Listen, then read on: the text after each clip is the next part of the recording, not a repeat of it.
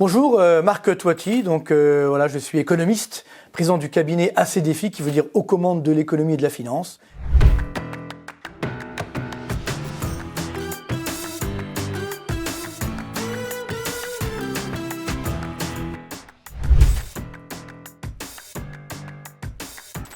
J'ai bientôt 52 ans, voilà, je suis né le 30 août 1970, dans les cités HLM d'Orly.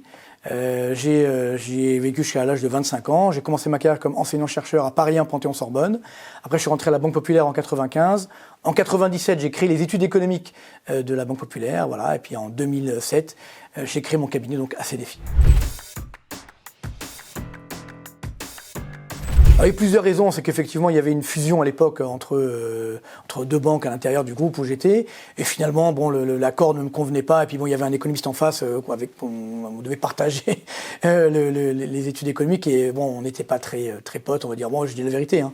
Il arrêtait pas de dire que j'étais son étudiant alors que j'avais des sales notes, donc j'ai jamais eu comme prof de ma vie, quoi. Donc voilà, donc ça commençait sur des bases très mauvaises, mais bon c'est pas que pour ça également. Moi j'ai besoin effectivement d'être en complète indépendance. C'est vrai que j'ai eu la chance d'être dans le groupe des banques populaires pendant 12 ans, et j'avais une complète indépendance, c'était formidable. J'ai créé les études économiques, donc j'avais 27 ans, j'étais le plus jeune chef économiste à l'époque, donc en 97, ça m'a valu beaucoup d'ennemis d'ailleurs à l'époque, parce que généralement on est chef économiste à 50, 60 ans, moi j'avais 27 à l'époque, et ça a très bien fonctionné, parce que justement j'étais l'un des premiers à démocratiser l'économie, donc ça a très bien marché. Et puis en 2006-2007 il y a eu cette fusion, et là je me rendais compte que je pouvais plus avoir la même indépendance, et donc j'ai quitté effectivement cette banque. Alors je devais aller dans une autre banque, pour tout vous dire, je dirais pas le nom, et il y avait une clause dans mon contrat qui disait que toute prise de parole dans les médias devait être validée par la direction générale.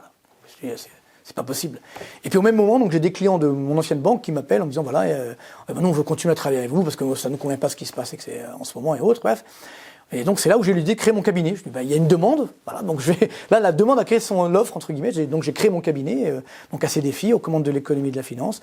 Voilà, où je fais donc du conseil de gestion d'entreprise, des conférences, des séminaires, j'ai des publications, et voilà. Donc je suis très content, et c'est vrai que on m'a proposé d'autres postes ensuite dans des banques de revenir, etc. Mais une fois qu'on a goûté à la complète indépendance, je crois que c'est plus possible de revenir dans une structure trop fermée. C'est très simple, hein. Moi quand j'étais jeune, je voulais être soit pilote d'avion ou astronaute, hein. Je suis désolé pour les écolos, hein. Bon, c'était mon rêve de l'époque. Et c'est vrai que en seconde, j'ai découvert l'économie au lycée, donc. Et c'est vrai que ça m'a passionné tout de suite, quoi. J'ai une sorte de passion, ça, une révélation. Et donc après, pour rentrer dans le détail, hein, je devais aller en première S, puis finalement je dis non, je vais faire une première B, qui était la première économie de l'époque, parce que voilà, c'était ma passion. Puis après voilà, j'ai fait une fac d'économie, et voilà, je suis resté, ça m'a jamais quitté, voilà, c'est toujours ma passion, voilà, parce que je sais pas, c'est une matière qui varie, qui évolue avec le temps, qui est formidable, voilà, et dans laquelle voilà, on peut également faire varier, je dirais, les situations, on peut influencer entre guillemets l'avenir de notre économie. Alors moi je dis toujours, il faut parler avec le cœur. C'est-à-dire moi j'ai formé plein d'économistes, et c'est vrai que par exemple j'interdisais qu'ils aient des notes par exemple pour faire leurs exposés ou parler devant les clients ou les médias. Voilà, il faut parler avec le cœur. Donc bien maîtriser son sujet. Donc ça veut dire qu'il y a un gros travail en amont sur la statistique, sur les données. Enfin moi je lis très peu ce que font les autres parce que sinon ça biaise votre jugement. Donc j'ai un gros travail sur la statistique, bon, avec des graphiques, etc. Je ne rentre pas dans le détail. Et puis après évidemment il faut avoir envie de transmettre cette matière. Donc c'est pourquoi moi j'ai été l'un des premiers à démocratiser l'économie, c'est-à-dire à parler avec des mots simples. Moi, ma plus grande satisfaction, c'est quand on me dit, moi je connais rien à l'économie, mais avec vous j'ai compris ce que vous disiez. Donc ça c'était formidable. Et pour tout vous dire, pour l'anecdote, quand j'ai commencé à me faire connaître, donc en 98-99, il y avait un économiste que je nommerai pas, hein, de salon, bon, qui est un petit peu âgé maintenant, mais il est toujours là, on le voit toujours, qui m'avait dit écoute Marc, j'ai un conseil à te donner, on te comprend trop quand tu parles. Je comprends, nous on est des experts, il faut mettre une distance avec les gens. Moi, je l'ai regardé comme ça, je dis écoute mon gars, t'as rien compris. C'est exactement l'inverse qu'il faut faire. Donc c'est vrai que je me suis fait pas mal d'ennemis, parce que bon, c'était un économiste très influent, bref, je sais pas qui c'est, mais vous voyez plus ou moins qui c'est certainement. Et il continue d'ailleurs toujours d'être un langage comme ça, il faut pas brusquer les gens, faut pas dire la vérité, voilà. Et c'est ça qui fait beaucoup de mal, parce que justement, si on n'a pas de culture économique en France, c'est aussi à cause de ça. Parce qu'on ne dit pas la vérité quand on parle d'économie, il faut pas froisser, il faut arrondir les angles, il faut être politiquement correct, etc. Il faut pas qu'on nous comprenne non plus, non. Voilà. Donc pour moi, il faut effectivement dire les choses clairement. L'économie, évidemment, il y a un gros travail en amont, je dirais, technique, mais après, on peut tout à fait diffuser cette connaissance avec des mots simples et donc démocratiser l'économie. Et si on le fait, eh bien, je pense qu'il y aura plus de liens sociaux en France. Il n'y aura pas de risques sociétaux comme on a aujourd'hui, parce que justement, on a cette culture de lutte des classes qui, évidemment, qui est dramatique. C'est vraiment les uns contre les autres, etc. Et c'est vrai que moi, en plus, je peux en parler parce que j'ai connu cette adversité. Je viens d'XT HLM et j'ai quand même vécu longtemps, jusqu'à l'âge de 25 ans. Donc, même si, j'étais pas non plus d'une pauvreté grave, et je remercie mes parents qui ont tout fait pour soutenir leurs enfants. Mais c'est vrai que c'était... Bon, il y avait des fois on pouvait pas aller en vacances, on pouvait pas avoir des trucs comme ça. Bon, c'était une autre période. Et donc, j'ai connu cette adversité. Donc, mais il n'y a rien de pire que ça, justement. Or, ce que nous proposent aujourd'hui les tenants de la lutte des classes, c'est d'égaliser par le bas. Donc, c'est-à-dire, en fait, on ne supporte pas que les gens aient de l'argent, mais pour donner un peu plus à ceux d'en bas, mais ils resteront en bas quand même. C'est pas ça le but. Le but, c'est d'avancer. C'est d'avancer, de gravir les échelons. Voilà, donc moi, c'est ce que j'aimerais que la jeunesse aujourd'hui ait envie de faire, même si, évidemment, sans détruire la planète, sans être, évidemment, parce que souvent, on oppose l'économie et l'écologie, par exemple, ce qui est complètement faux. Les deux vont de pair, bien entendu. On doit faire de l'économie et de l'écologie en même temps, par exemple, en faisant de l'innovation technologique. Ça veut dire qu'on va mieux utiliser le monde, donc on fera de la croissance, sans dégrader la planète. Voilà, ça, c'est de l'économie écologique. Mais l'écologie, où ça consiste à mettre des taxes, évidemment, ça n'a pas de sens. Donc c'est tout le problème aujourd'hui que nous avons, c'est que comme on n'a pas cette culture économique, on n'a pas la possibilité de prendre du recul et de regarder la réalité en face. Alors les deux. Alors c'est vrai que j'étais pendant des années, je suis toujours d'ailleurs un bon client des chaînes télé. C'est vrai que quand il y a eu la crise de Lehman Brothers, je me rappelle, donc j'étais chez Global Equities à l'époque, c'était un de mes clients, et donc on avait une salle de marché également, et puis et donc, comme personne très peu acceptée, les banques refusaient qu'on filme en salle des marchés, parce que c'était la crise financière. Et nous, moi j'ai accepté, parce que justement, je voulais qu'on voit que les gens en salle des marchés, c'est des gens normaux, finalement. C'est pas des méchants spéculateurs. Eux aussi, ils souffrent, ils ont des difficultés, bref. Et donc j'acceptais, effectivement. Et donc, il y avait les caméras qui faisaient la queue, j'appelle les grandes chaînes, qui faisaient la queue pour filmer, effectivement, en salle des marchés. Bon. Mais donc, c'est vrai que j'ai commencé comme ça, je me suis fait connaître comme ça. Et même avant, déjà, de tourner à Texas, parce que j'étais l'un des premiers, effectivement, à démocratiser l'économie. J'ai beaucoup fait, notamment C'est dans l'air, qui était à l'époque, qui m'invitait souvent à l'époque, et qui était une belle émission. Maintenant, je crois qu'elle est un peu plus politisée, c'est dommage. Mais bon, c'est la vie. Et ensuite, aujourd'hui, donc pendant le coronavirus, en fait, j'ai créé ma chaîne YouTube. C'est vrai que, en fait, mes enfants me disaient à chaque fois, papa, ça va, fais ta chaîne YouTube, fais ci, fais là.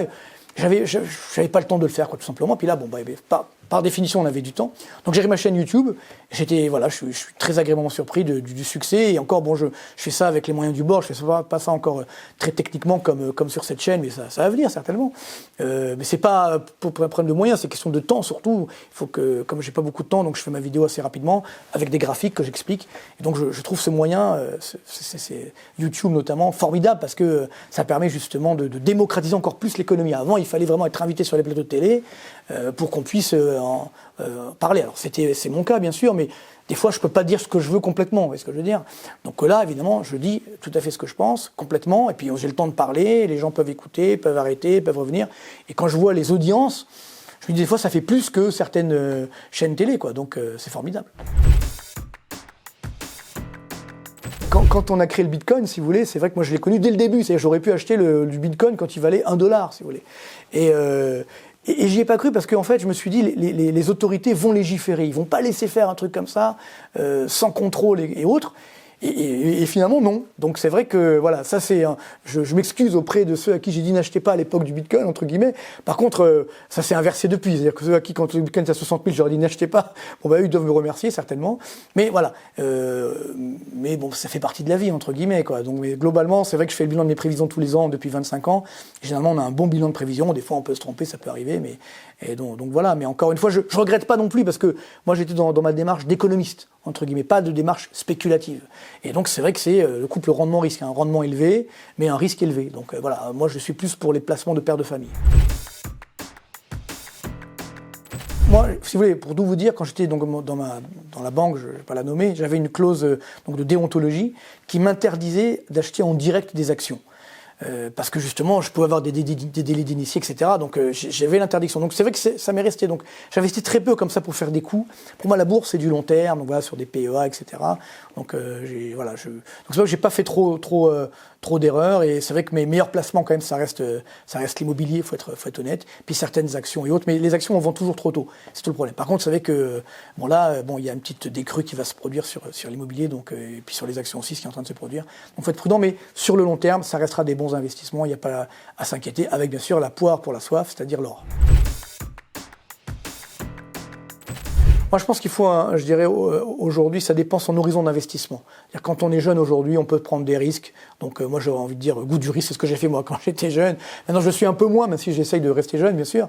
Donc, non, je prends de moins en moins de risques, hein, je dois avouer. Par contre, moi, je peux vous conseiller, pour moi, le meilleur investissement, c'est le carpe diem. C'est-à-dire, il faut profiter de la vie, il faut voyager. Désolé pour le bilan carbone, hein, c'est pas grave. Il faut passer des bons moments, parce qu'on voit que tout est fragile finalement. Donc ça, je pense, c'est une bonne philosophie de vie. C'est le meilleur investissement. Parce que ça reste des souvenirs, on peut prendre des photos, on fait des albums. Enfin, c'est formidable. Je pense que quand on est jeune, on ne se rend pas trop compte de ça. Puis en avançant, on se rend compte qu'effectivement, l'investissement sur soi-même, finalement, sur sa qualité de vie est quand même primordial. Alors, il faut toujours en avoir un petit peu dans son portefeuille. Bon, là, c'est vrai, ça dépend des niveaux. Moi, j'ai toujours dit que dès qu'il atteint les 2000 $ l'once, ça commence à devenir cher. Dès qu'il passe sous les 1000, 1800, 1700, ça redevient intéressant. Voilà, c'est un petit peu la fourchette. Après, bien sûr, si la situation s'améliore au niveau mondial, l'or repartira à la baisse. Mais malheureusement, pour l'instant, je pense que l'or va rester un bon actif, parce que on risque d'avoir beaucoup de dangers encore dans les prochains mois et prochaines années. C'est vrai que j'ai participé à la création de l'euro, j'ai trouvé que c'était formidable, c'était quelque chose de magique, hein, c'est le cas de le dire, quoi, voilà, réunir 320 millions de personnes avec une monnaie unique, en temps de paix, c'était formidable. Puis malheureusement, j'ai été déçu, comme beaucoup de monde, malheureusement, par la gestion qui était faite de l'euro. Alors donc, je pourrais dire le dollar, bien entendu, mais le problème, c'est que le dollar, je suis également un petit peu déçu de l'attitude des États-Unis, hein, dernièrement, et qui a quand même une volonté un petit peu toujours hégémonique, et puis d'affaiblir un petit peu l'Europe. C'est un petit peu excessif, ça se voit trop, ça commence à se voir trop. Donc voilà, alors pas le yuan non plus, parce que le yuan, évidemment, c'est une devise où il y a le contrôle d'échange. Non, franchement, aujourd'hui, j'ai pas de devise vraiment, je souhaiterais pas être une devise en particulier. Désolé.